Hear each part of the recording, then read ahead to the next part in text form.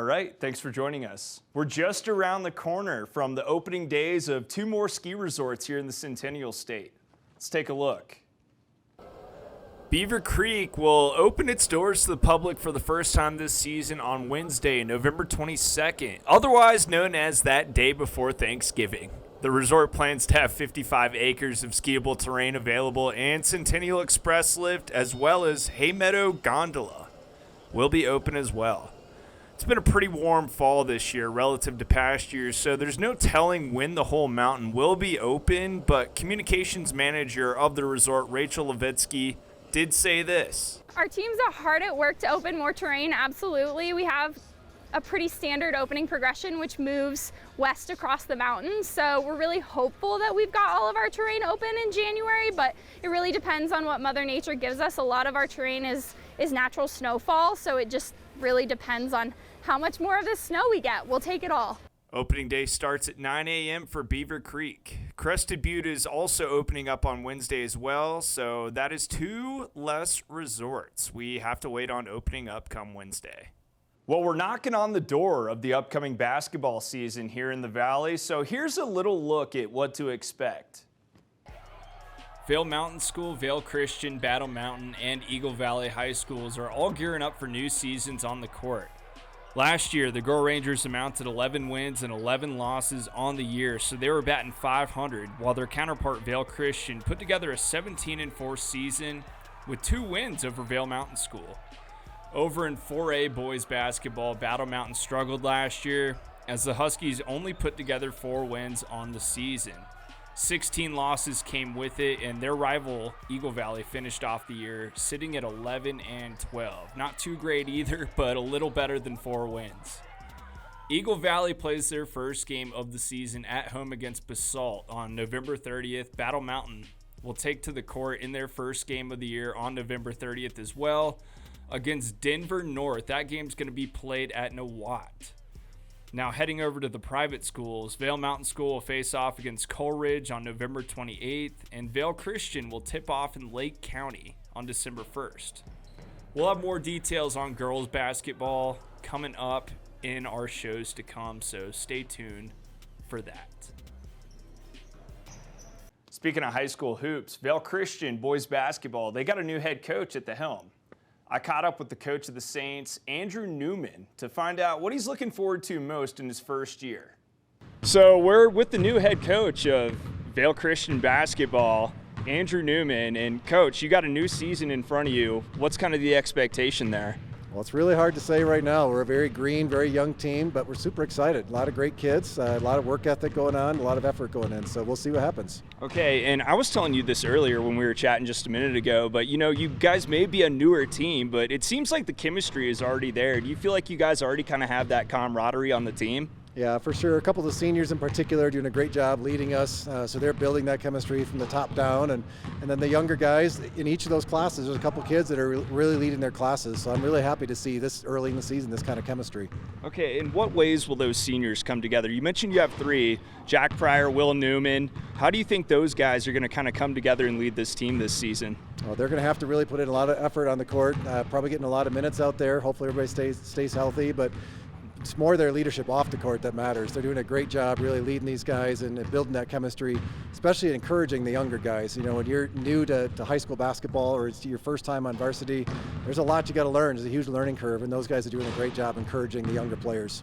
And you may be new to the head coaching role, taking over the helm of this Vail Christian program, but you're not new to the team by any standard. You've been here 2 years, got the torch passed over you from Coach Coons. What was that moment like to be kind of handed the role of this program that's been successful in his 23 years here, to be that guy that he wanted to take over the helm? Yeah, that was a huge honor. Really grateful for everything that he's done for this school and for this program. And like you said, 23 years, he's built a winning culture, a winning program, a great chemistry. We're going to be keeping a lot of the things that he did and just try to build on the great foundation he's already created. Okay, and you mentioned, you know, not a lot's going to change. That winning culture is hopefully going to stick around too with you at the helm. But what things may change under your leadership? We're going to keep trying to maintain a pretty high tempo. You know, this valley is a valley that has a lot of great athletes. We've got a lot of great athletes on this team, so can work really hard to keep pushing the tempo and you know, really working to have a high character team that in everything we do, we're trying to reflect the values of this school. Okay, and you mentioned you got a scrimmage with Battle Mountain coming up. Obviously, that's an exhibition game against, another Valley team, so you probably want to do pretty well in that matchup. But what kind of makes that a good game from y'all, how you show up against Battle Mountain? Well, it's going to be interesting because we're only going to have about 6 practices with this green group of guys before we hit that scrimmage. So we're still learning each other's names, let alone all the offenses, defenses. So a lot of it's just going to be going out there and playing good basketball. It is fun, though, to be playing inter-valley teams. A lot of these guys play together in the off season, so they all know each other. And so what's really fun is those friendships, knowing the coaches, knowing the guys, the friendships off the court, and then you get on the court, all of a sudden, game's on. It's competition. And even though in a scrimmage, you're not supposed to keep score, I can promise you, every one of our guys, they're going to know the score in their own heads. So we'll have a good time. And speaking about playing, inter-valley teams, you guys play Vail Mountain School twice a year. That's the big rivalry in this valley for y'all. What's it going to be like, you think, just getting on the court as the head coach of this team and playing them this year for your first time at the home? Yeah, this year we're going to be playing them at their gym. Their gym is always packed. It's a tight gym. It'll be a full house, I'm sure. And like you said, it's an in-valley competition, so this should be a really good time. This is going to be a tough game. They always play a tough game. They're a very well-coached team. They're very strategic in the way they play the game, so it's going to be a really tough game for sure. How have you kind of grown to appreciate this rivalry between Vail Christian and Vail Mountain School in your 2 years prior to taking over this team? Well, it's always one of the games we have circled on our calendar, and I'm sure they do as well. It's just a good time. I mean, off the court, you want to be able to say you won that game this year, So they'll have a great program. They always have a great program. Hopefully we'll be strong as well, and it should be a really tight game.